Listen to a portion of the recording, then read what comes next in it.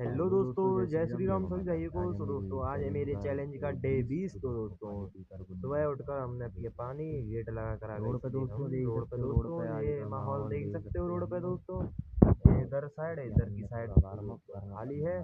फिर हमने किया थोड़ा सा एक्सरसाइज, फिर किया रनिंग के लिए निकल गए दोस्तों। रनिंग करते करते बहुत ज़्यादा पसीना भी आ चुका था हमको। और दोस्तों फिर किया हमने 100 मीटर का शूट मारा दोस्तों, ये देख सकते हो बहुत जल्दी मारा है दोस्तों। 100 मीटर का शूट मारा, ये पसीना भी आ चुका था हमको भाइयों, ये देखो। और किया हमने थोड़ा एक्सरसाइज, फिर किया एप्स कटिंग का एक्सरसाइज। और दोस्तों वीडियो अच्छी लगी तो लाइक कर देना दोस्तों, अगर नहीं लगे तो वो आपके ऊपर है भाई, क्योंकि मेहनत अगला बंदा कर रहा है तो भाइयों लाइक करना चाहिए।